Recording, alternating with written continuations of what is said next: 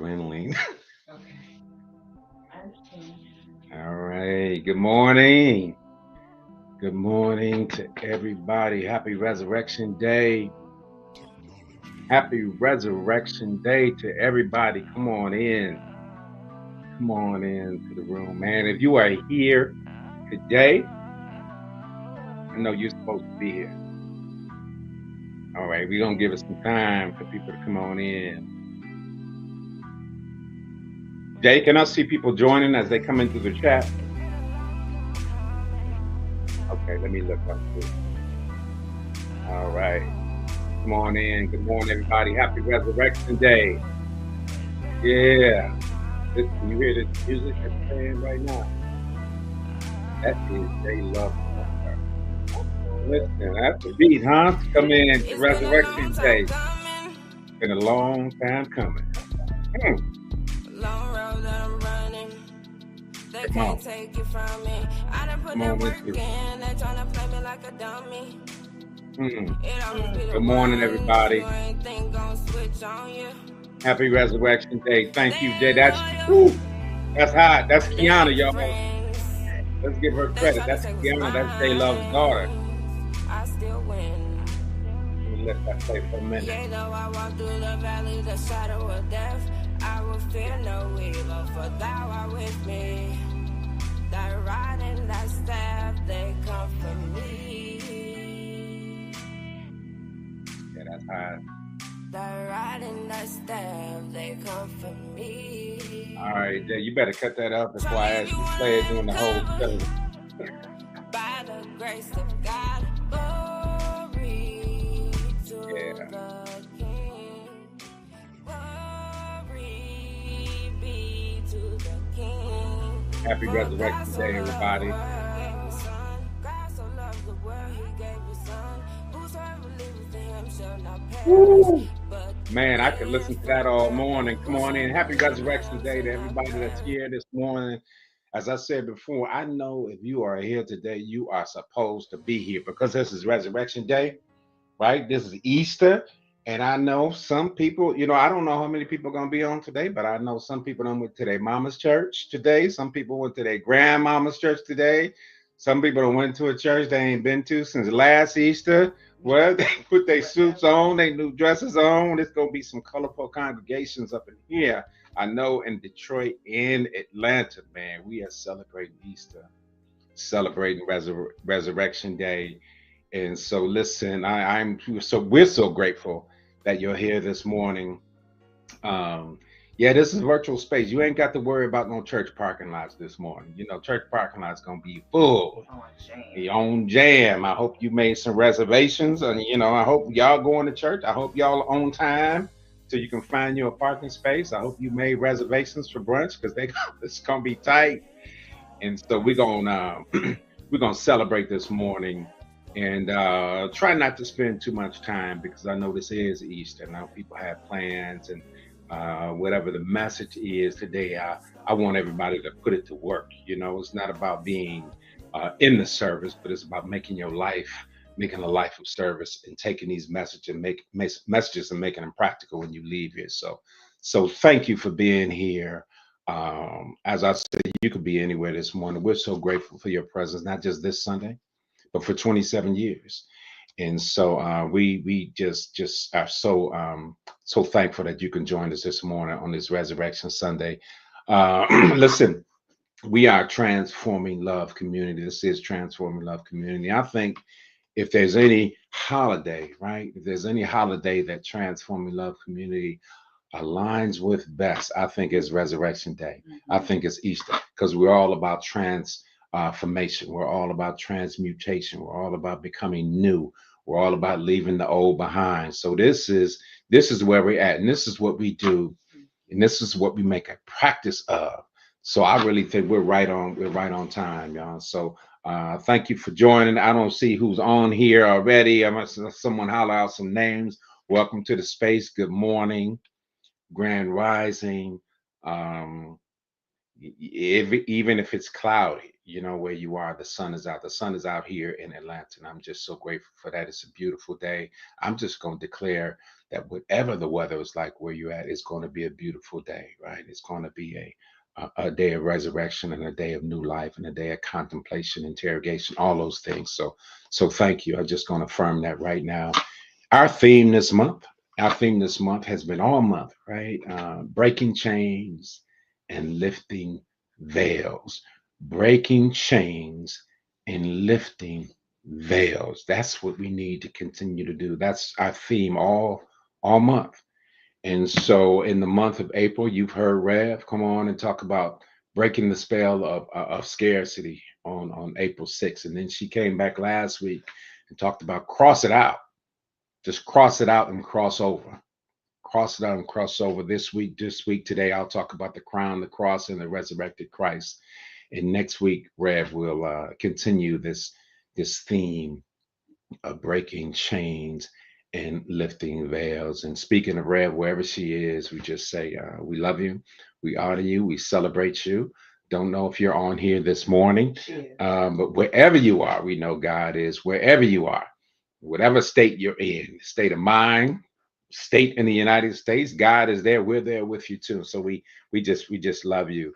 And so speaking of transformation, resurrection, you know, everything we do at TLC is geared toward that, to with that end in mind. And so we got a few announcements. And so I'm going to do these. I'm going to also ask that you stay until the end to see these announcements again. All right. So you know, on Mondays we have Soak Mondays. Danny is doing Soak Mondays. All right, where we meet with God and music and prose. And so we're so thankful for Danny for being consistent on that. You see the number for the prayer line and the passcode. Join us tomorrow, and let's stay in this space and stay in this energy. And certainly, it's a good way to start off the week with Reverend Danny Stillwell and Soap Mondays. Thank you, Jay. All right, we're going to continue the theme, breaking chains and lifting veils. Rev will be with us next week. It's been such a pleasure to join her. Always a pleasure to join with her in these themes and be in the space. And so this is what we're all about. We're going to continue to break change and lift some veils, and we're going to continue to do that today. Thank you, Jay, and thank you, Rev, for always trusting me enough to stand in your stead and be here and give a message to the people that you love and the people that we love.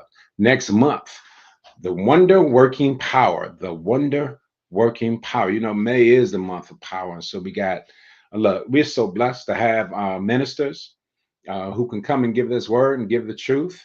And all of them are dynamic in their own way. So you see Reverend Dr. Shaheerah Stevens, you see Reverend Danny Stillwell, Reverend Kendrick Tour, Reverend Royce Thompson. That proves to be a powerful and impactful month. Listen, I know all of them personally. You know them personally.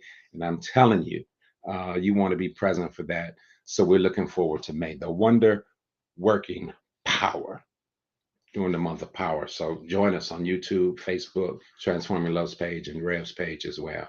All right. And so then we have we have our class starting up, and we're going to study from the power of the spoken word by Florence Scovel Shinn. Power of the spoken words. Many of you know this book already, but it is important for us to always revisit these truths, revisit these practices, so we can stay where we need to stay. And so, as you can see, that the orientation for the class will be next week, next Tuesday on April 29th.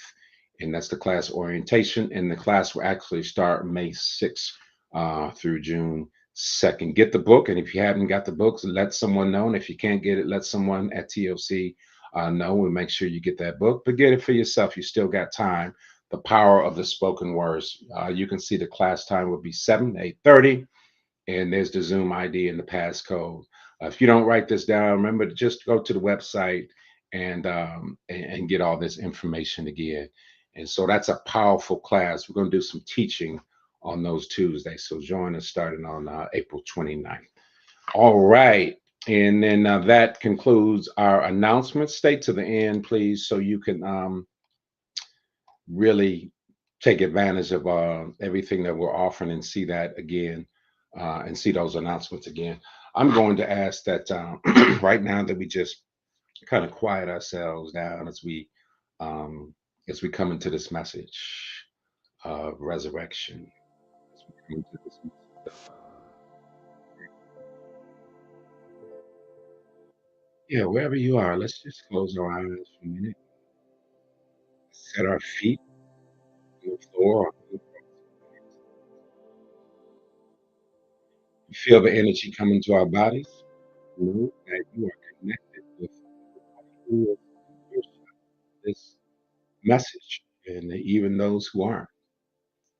And so, God, we give thanks for everybody's presence. We give thanks for the journey. We give thanks for the journey. I'm going to say that 3 times. We give thanks for the journey to transformation.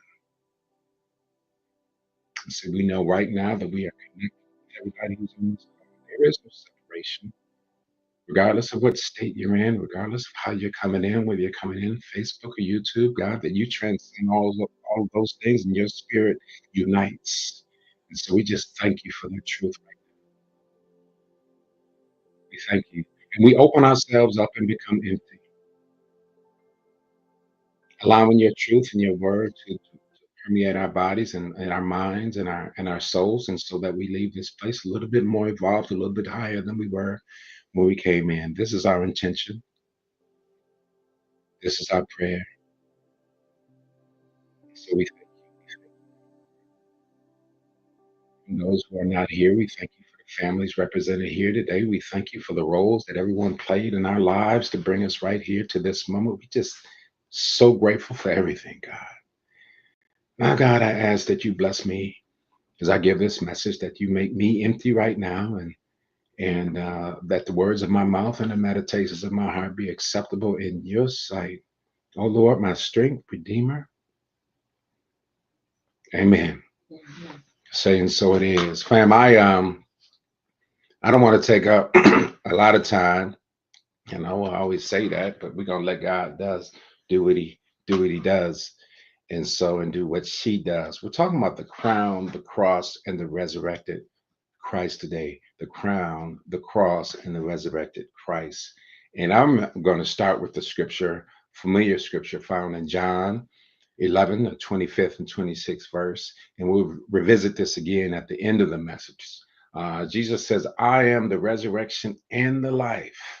Whoever believes in me, though he die, yet shall he live.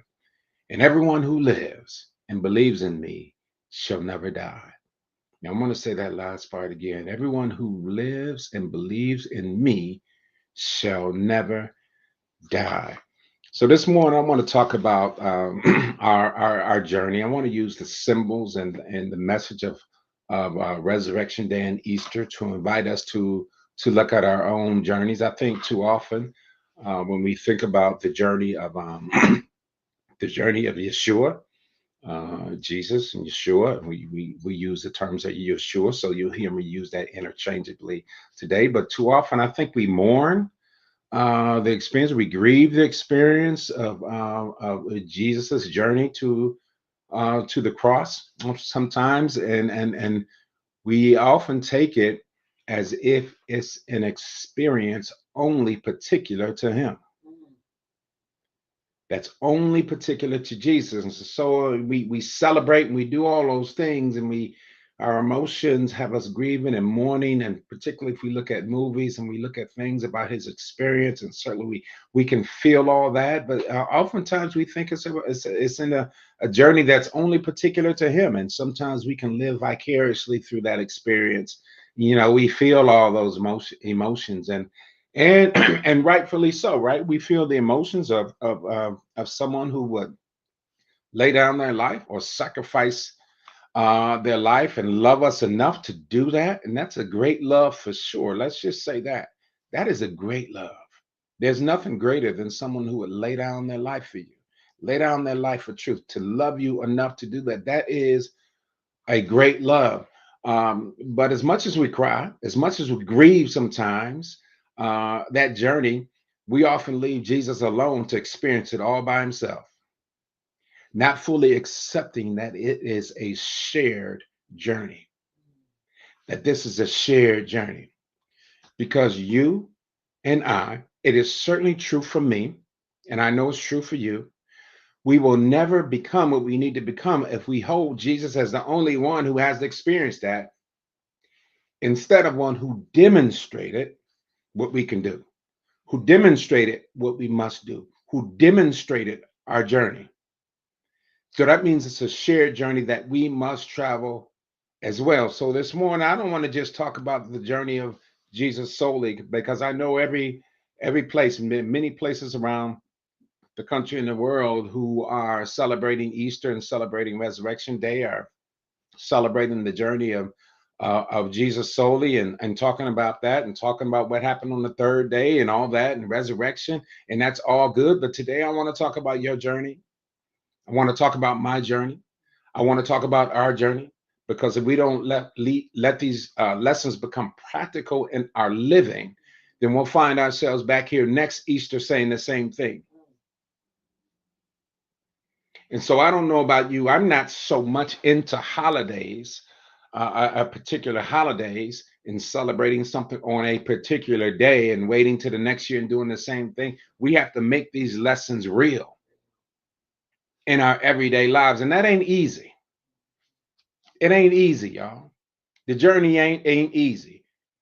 And so when I hear people saying, when you hear people say for years, the price has already been paid, or they say it's a finished work, I think we all have to be careful and not use those thoughts to absolve ourselves from the work that we have to do.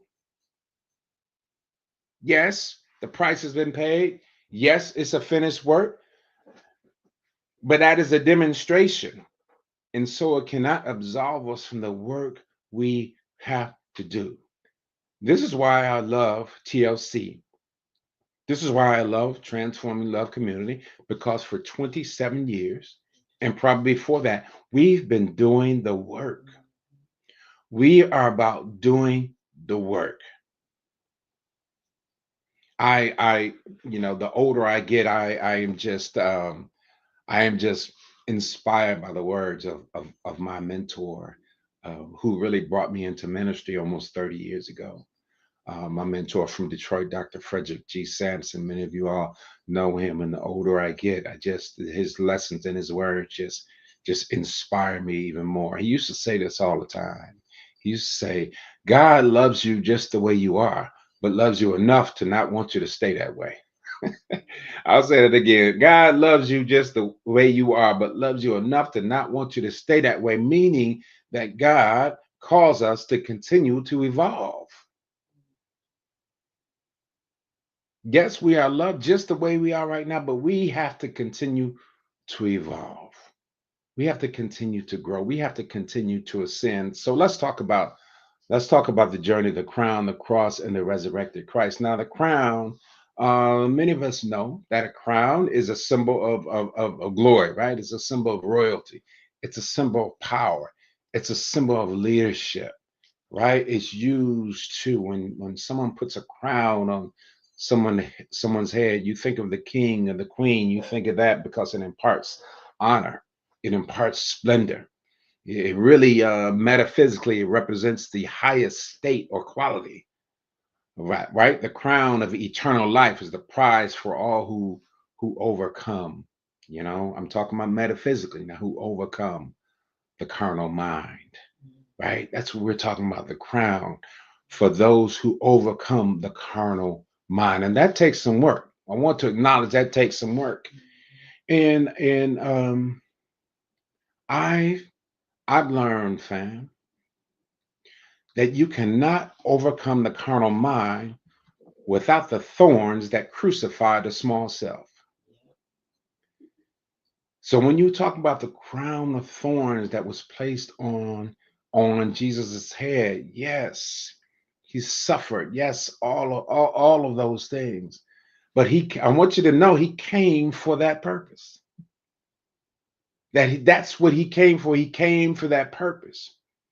And it tells us that you cannot overcome the carnal mind without the thorns that crucify the small self, because you have to be crucified. Your ego has to be crucified, because we often want the rewards of resurrection without the pains of crucifixion. The rewards of resurrection without the pains that come with crucifixion. And I know it is possible for someone to live their whole lives trying to avoid, or even trying to hide the thorns that God can use for our transformation. You can't hide. You can't hide anymore, because God cannot even use the thorns until you expose them to the light. God cannot use your thorns until you expose them to the light. And one thing I've learned, and I know some of you are learning, I know I'm speaking to somebody right now, that if you are stubborn and don't want to do that, sometimes God will expose that for you, and that's very painful. That's very painful. So you really have to be totally surrendered. You have to be totally vulnerable. You have to be totally transparent, because the thorns are what are used to crucify your ego, to crucify your small thoughts, to crucify what we call your stinking thinking, to crucify all that. So you have to be willing to be exposed. You have to be willing to bear the false accusations. You have to be vulnerable. You have to be willing to show your weaknesses. Because in the experience, when we look at the experience of Yeshua, he could not hide, and we can't hide either. He was fully exposed to the elements, but we can't be fearful of being exposed, fam. Because there is no weapon formed that can ever prosper against us. And the only reason we think they can is because we're hiding something. But you can't hide anymore. You can't. When you don't hide anymore, no one can do anything to you. No one can say anything to you. You can't hide. You have to be exposed, and so you wear the crown. Yes, the crown of glory. Because you know when the soldiers put that crown of thorns on Jesus, they their intention was to mock him, to make fun of him, to laugh at him, and all those things. But you know what God, what man means for bad, God always means for good. So Jesus knew the journey he had to take. Jesus knew the crown that he had to wear, and he was demonstrating to us how we have to kill, how we have to crucify the small self. So wear the crown, wear the crown. And I know it's challenging, and it's challenging in this society because we live in a feel-good society, and sometimes satisfying the ego needs is a priority. And so it can be really difficult to wearing the crown, because you have to pay the price to wear the crown. You have to pay the price. And a lot of people in leadership positions, we know, we can just look around. We don't have to name any names. We're not going to go there this morning, but we know a lot of folks in leadership positions haven't paid their dues. Haven't paid their dues. And if the journey of Jesus teaches us anything, it teaches us that there's no shortcuts to salvation. There's no shortcuts to salvation, fam. You have to walk through the valley. You can't walk around it. You can't walk under it. You have to walk through the valley. And you heard that song by Kiana, walk through the valley of the shadow of death, but God is with you. You have to walk through it. And we have to have patience, fam.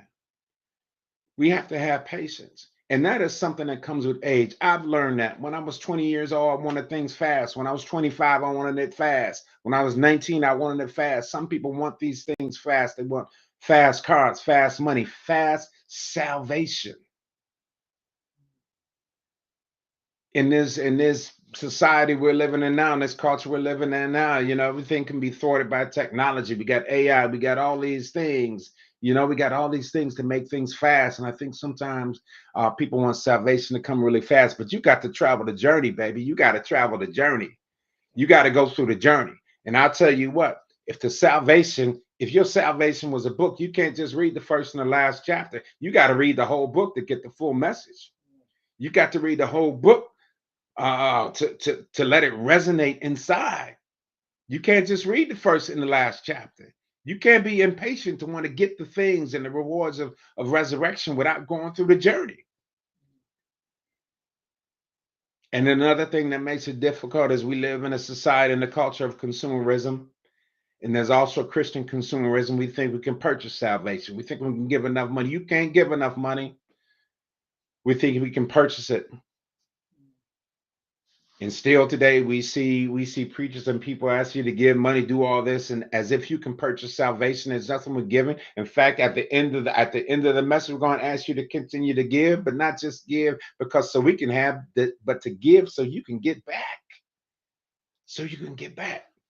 And knowing that what you give is not, you're not trying to purchase salvation, because listen, you have to lay yourself bare for salvation.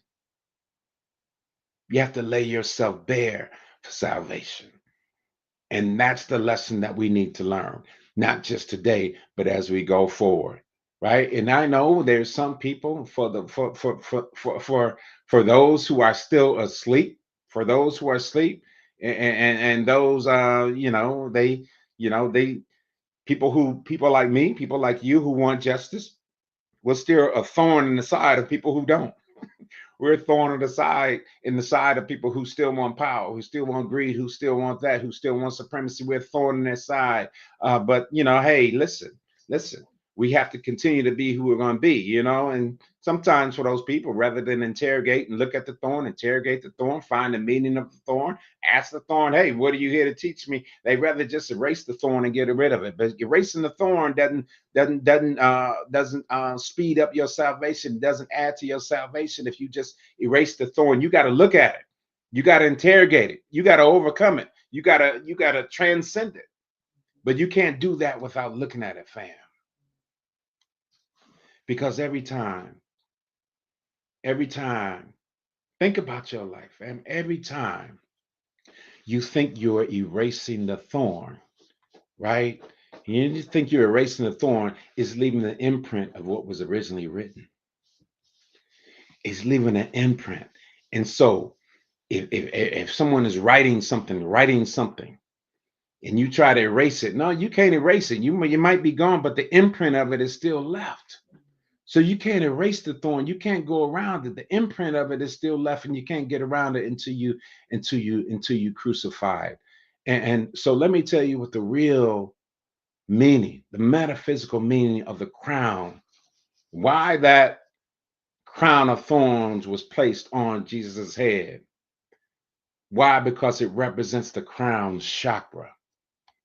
It represents the crown chakra, and the thorns represent the need to bring our thoughts, our thinking, our mental thinking, all that intellectual stuff into cessation, to cease it, to allow for the dawn of higher consciousness. That's what the thorns represent, because you have to cease your thinking mind, your intellectual mind. We know that your education will never substitute for your transformation. You can think all you want, you can get all degrees you want, you can get all the letters you want, but it will never be a substitute for your transformation. In fact, it might make you live by your thinking mind. And so the thorns help us to cease the thinking, the overthinking, and the overthinking again, so you can move into higher consciousness. That's why it's placed on Jesus' head, because then you know what? Then the portal of higher consciousness is open, which comes through your head. When higher consciousness downloads new information, it comes through the top of the crown chakra. And so you have to crucify something for that to come in, through the crown chakra. And so that's a lesson for us.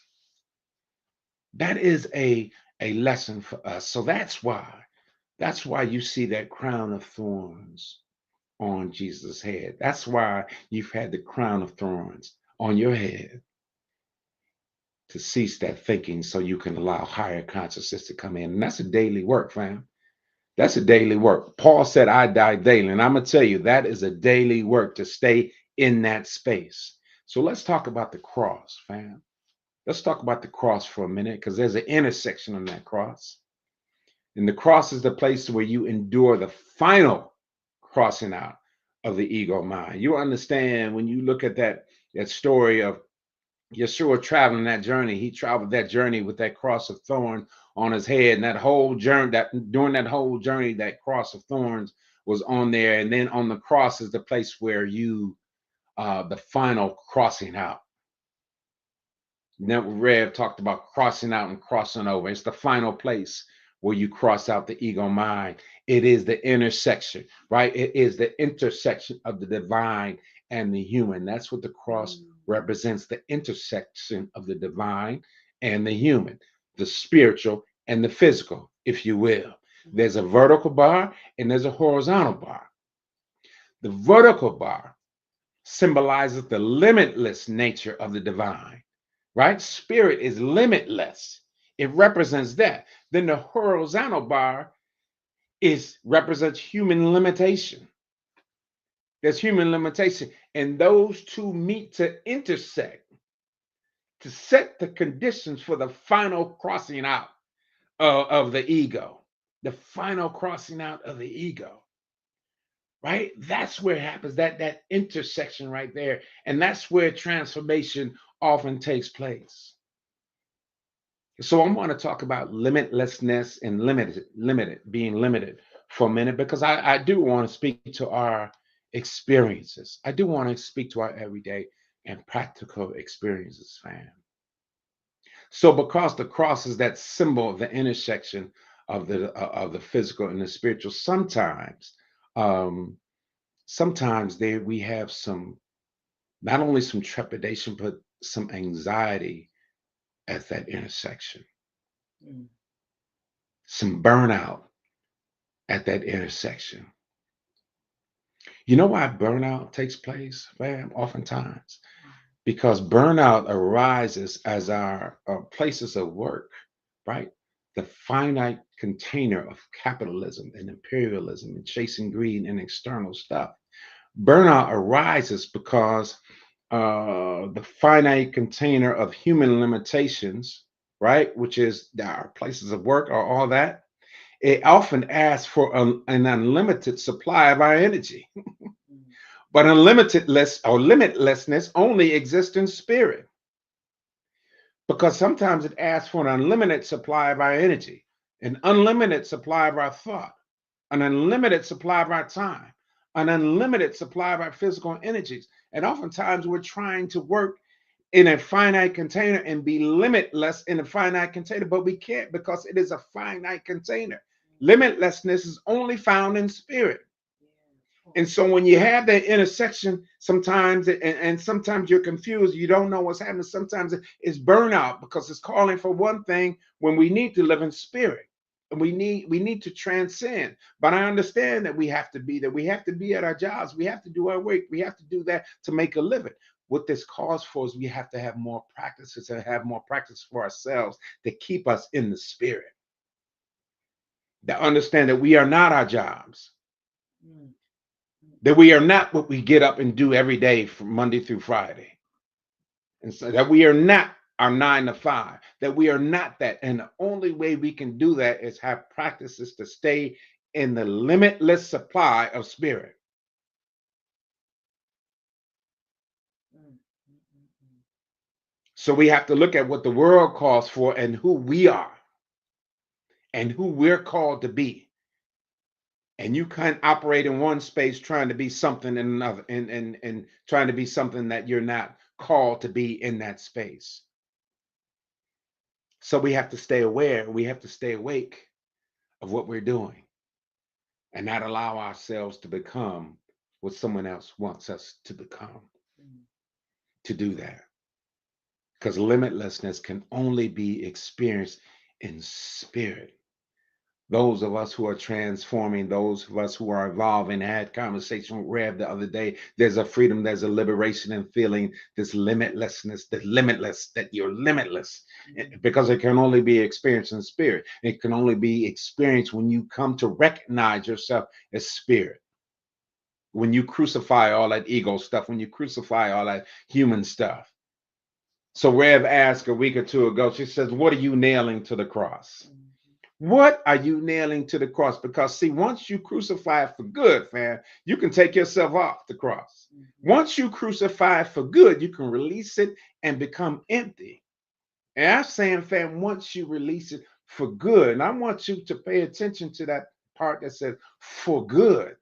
Good. Once you release it for good and become empty, because To the degree that people keep Jesus on the cross, we stay on the cross right with them. I say it again, to the degree that people keep Jesus on the cross, we stay on the cross right with them. Some of us have had things nailed to the cross for years. The same thing, nailed to the cross. And sometimes we grieve and sometimes we mourn because we think what was nailed to the cross is gone forever, but it arises again in our lives because we haven't crucified it for good. We haven't crucified all of it. And that's all right with grace. You can crucify it again, but I don't want to keep crucifying the same thing over and over and over. Because just because you nailed something to the cross doesn't mean you crucified it. You can nail it to the cross, but it might not be crucified. And so we find ourselves sometimes have to crucify again and again and again and again the same thing. And so we have to crucify that good. We have to learn, crucify for good. We have to learn to leave it behind. Fam, we have to learn to leave it behind until we become empty. Until we become empty, we can't be used. Just like a cup, fam, our usefulness to God is based on our emptiness. A cup ain't useful if it ain't empty. I'm not going to pour something in the cup that's already, I have to empty my cup in order to be used by God. And so this idea of the crucifixion and the cross and the journey is to empty ourselves of the carnal mind, to empty ourselves of all that. And I know one thing I've learned, fam, and I'm learning right now, is that there's some people who want you to stay nailed to the cross. Come on now. Yeah. There are some people who want you to stay nailed to the cross. They're invested. Yeah, they're invested in it. You know why? Because even maybe they haven't forgiven. Perhaps it's more comfortable for them to see you nailed to the cross, staying up on that cross. Perhaps it's because the possibility of your resurrection shines a light on them. A light that they're not ready for yet. Yeah. And so they want to keep you on the cross. Hey, listen, fam, I know that for sure. I know that there are some people that I have come up with and grown up with and have been friends and shared space with who want to see me on that, staying on the cross. They want to see me be the same person I've always been 30 years ago. They want to see me being silly. They want to see me being drunk. They want to see me being that. They want to see me doing all this foolishness. They want to keep me on the cross because it makes them feel good about themselves. Yes. Yeah. I know this. I live this. And so do you. But you know what? You can leave them to their own devices. Leave them to their own devices. And stop being disappointed from expecting a resurrection response from someone who hasn't even taken their cross up yet. So you can't expect someone to love you. You can't expect someone to accept you. You can't expect someone to embrace you. You can't expect someone to have a resurrection response if they haven't even taken up their own cross yet. If they haven't even acknowledged their own thorns yet, let alone surrender to them. Because you can't force anyone else to be resurrected. I don't care how much you love them. I don't care how much you like them. I don't care how long you've known them. I don't care how good the sex is. You can't force anyone to be resurrected.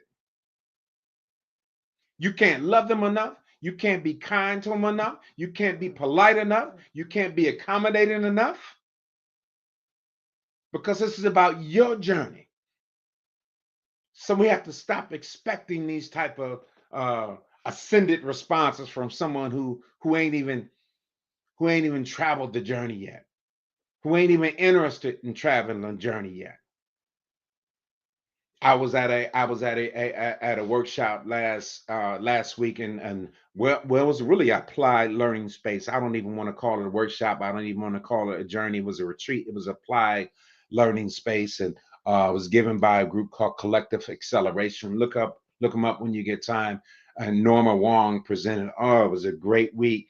It was a great applied learning space, and it came right at the right time, right? Doing what we call Holy Week, because I was able to crucify some more things, fam.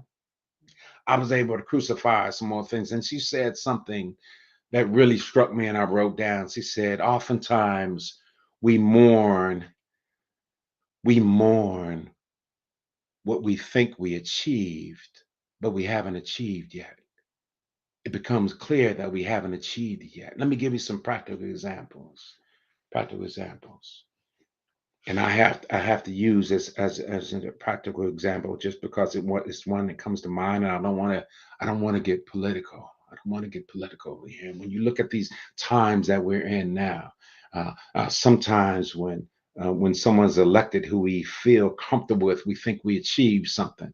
Sometimes when we elected Barack Obama, or when people or other people stand up for Black Lives Matter, and we see this people around the world standing for Black Lives Matter and preaching and marching and supporting all that, and now we see the times we're in now, and sometimes people are mourning. They are sad because we thought we achieved something we haven't achieved yet. Because you know why? Because whatever we have here, we still need to nail some things to the cross as a country. We still need to crucify some things as a country. And we thought we achieved some things. And so we're mourning because we thought we achieved it, but we thought it turns out that we haven't fully crucified it. And so we have to continue to do the work to crucify those things. And we do it not only as individuals, we have to do it collectively. We have to do it as a country. We have to crucify racism. We have to crucify ableism. We have to crucify all those things. We have to crucify, but we have to crucify it in ourselves first. And if it ain't crucified in ourselves or in the collective society, it's going to rise again. We mourn what we think we achieved, but we haven't achieved yet. So we're mourning. That's okay, because God is still there in our mourning too. And we continue to crucify ourselves. So we continue to do the work, fam. We continue to do the work. So I don't force nobody. I don't force anybody anymore. I'm not forcing anybody to be awake. I'm not forcing anybody to carry their cross. I'm not forcing. If they ain't ready, they ain't ready. And I tell you what, fam. When you crucify the need to be accepted, when you crucify the need to people please, when you crucify your life, you'll be a lot better. You won't be trying to force anybody to do anything, because now is the time to be clear, to be fully persuaded in your own mind of your own resurrection, and knowing that the crucifixion, the cross, is not an ending, but it's a new beginning. It's a new beginning. It's a new life for you. And you cannot experience the resurrection if you're afraid to die. That's the demonstration. That's the demonstration that Jesus showed us.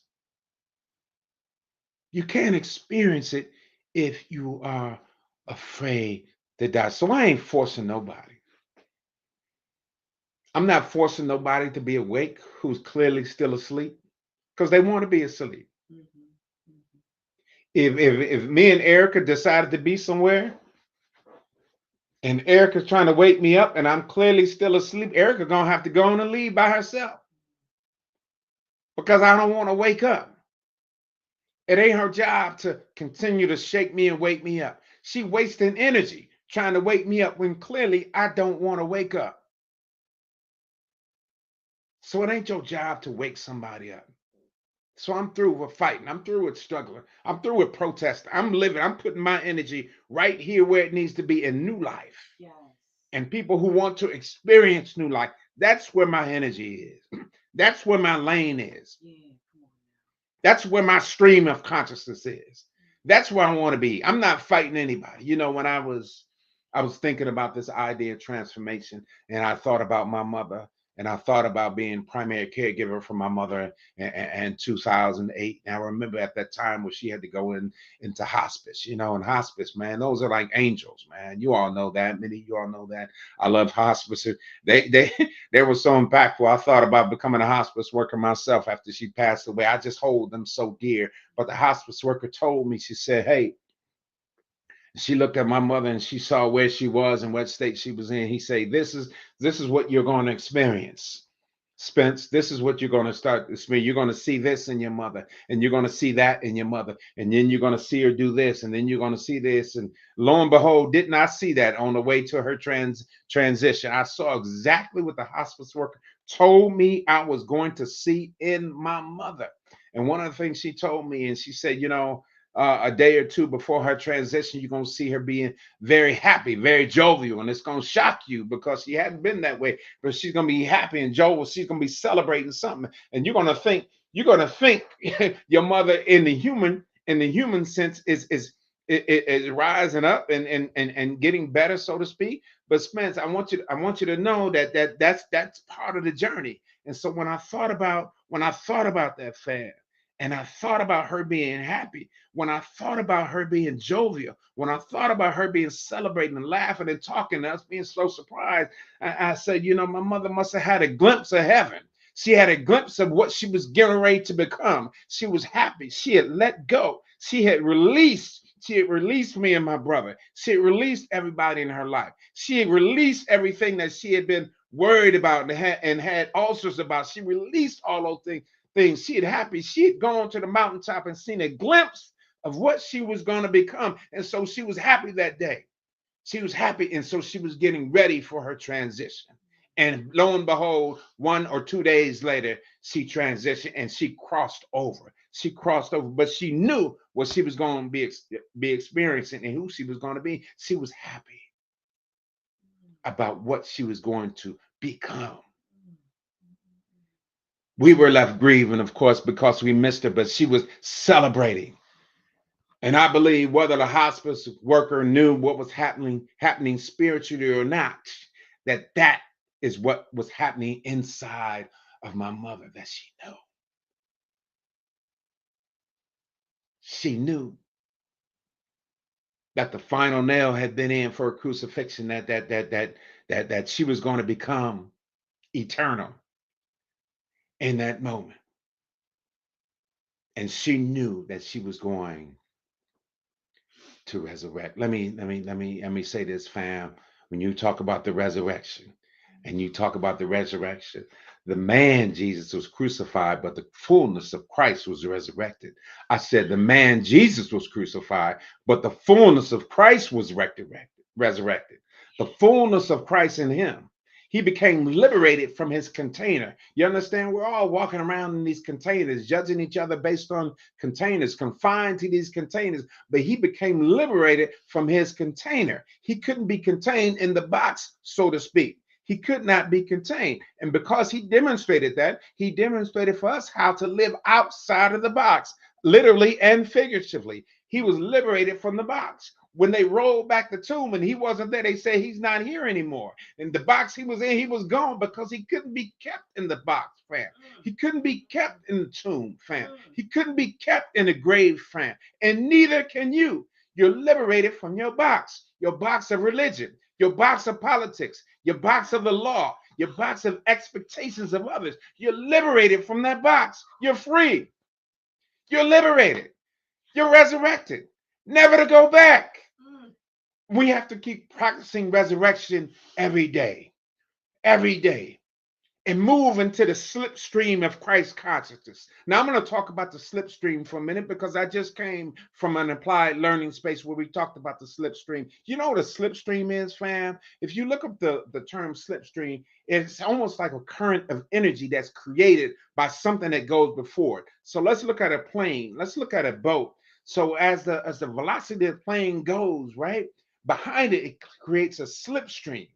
And so people who get into that stream can just flow in the same stream of energy that it's already in because it's created the stream. And so once you get into it, you travel at the same velocity, but you don't have to fight. You don't have to do anything. The stream is created for you just to flow in it. You just flow in it. And so Jesus, Yeshua, God already created the stream. You just have to get into the slipstream and get into the current of energy. You don't have to fight anymore. You don't have to struggle anymore. You can move at the same velocity as the Christ. This is you because you are in the slipstream and everything is smooth, easy, and successful. You don't have to fight, but you got to stay in the slipstream, fam. I know every now and then we might come out the slipstream, but you got to go back in because you got to be careful. If you come out the slipstream and you stay out too long, you're going to be in somebody else's slipstream. You got to stay in yours. You got to stay in Christ consciousness. Christ is at the forefront of the slipstream. And he calls us, fam, to join him in the slipstream. But you can't do it if you're afraid. You can't do it if you're scared. You can't do it if you're still trying to hide. Look at your thorns. Acknowledge your thorns. Allow your thorns to crucify you. Let God use your thorns to crucify you. Shed all your weight that is burdening you. Shed all of the weight. Jesus says, my yoke is easy and my burden is light. My burden is light. I want you to consider, fam, that if your burden is not light, it's because you might be yoked to the wrong person. You might be yoked to the wrong thing. You might be yoked to the wrong thinking. He says, my yoke is easy and my burden is light. As for me, fam, I'm choosing to stay in the slipstream of Christ consciousness. I'm choosing to stay, and I don't have to fight. All I have to do is flow. All I have to do is get in it and flow. So I'm not going to find myself, and I don't recommend that you concern yourself about those who are not in the slipstream or choose to be in it. And, you know, don't do that, fam, because you're going to find yourself in their slipstream. I'm not going to be concerned about that. That's not my fight. That's not my goal. That's not my lane. That's not your lane. Because anything other than love, righteousness, compassion is not your lane, fam. So don't spend your time these days trying to convince someone to be awake. Don't spend your time trying to wake people up because they choosing to be asleep. Maybe they'll wake up another lifetime. Maybe they'll wake up another lifetime. So in these times, fam, these times that we're in now all around us, when everybody's looking for a strategy, what is a strategy for justice? What is a strategy for a deconstruction so we can restructure something? What is a strategy? Fam, I'm going to say, let your strategy be to continue to rise up. Continue to rise up. Now, I'm a Detroit Lions fan, but I'm here in Atlanta. And so when I think of Atlanta, I think of rise up. That is a theme here in Atlanta, to rise up. To rise up for us. I did a talk years ago, fam, called Ascension Intention. Ascension Intention. So let your intention be to ascend. Let your intention be to ascend. Because the energy you're spending fighting something else, trying to convince someone else, trying to expect something else is energy that can be spent loving the ones in the slipstream right with you. You can spend that energy loving. Because you know who's in control? God is in control. Spirit is in control. And we have to believe that everyone around the world has the capacity to rise up too. No matter what we see the suffering, we see all that. We have to believe that they have the capacity to rise up too.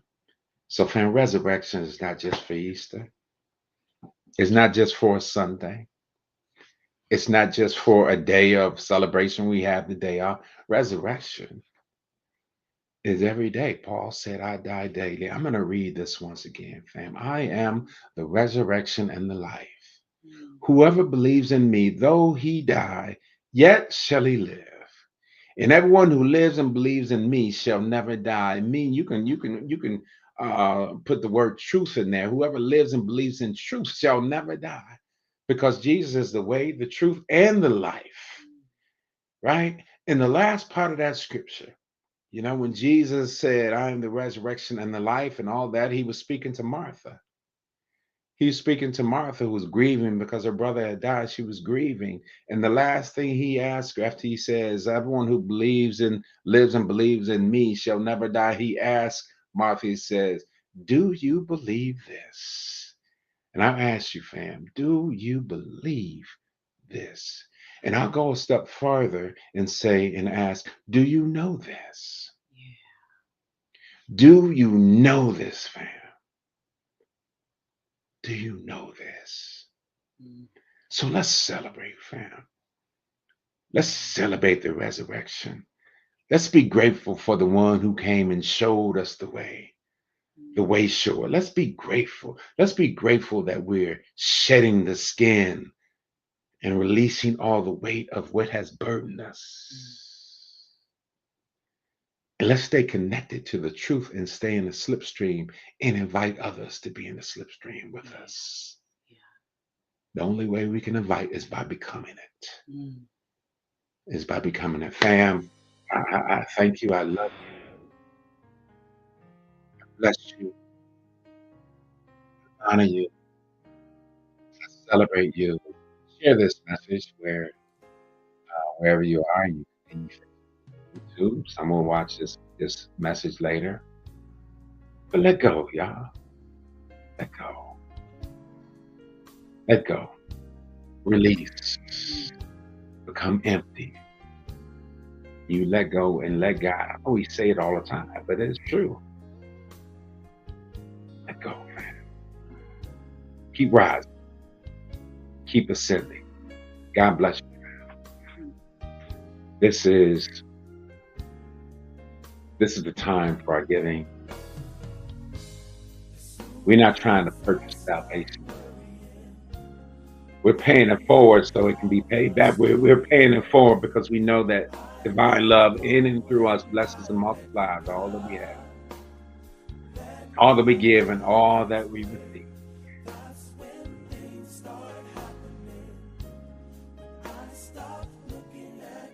Stop looking at back then. Crucify your past. Crucify yesterday. Crucify who you were so you can become who you should be and who you can be.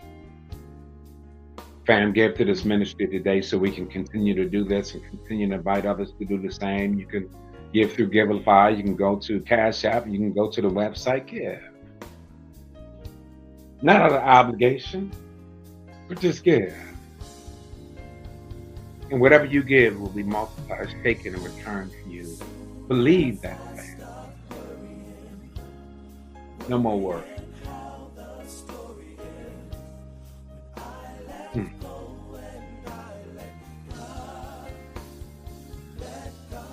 Let God have his way. Family, I bless you. I love you. And let's hit on the prayer of protection. Let the light of God surround you. The love of God unfold. The power of God protect you. And the presence of God watches over you. Wherever we are, God is. All is well. Let go and keep riding. Go your way, rejoicing, man.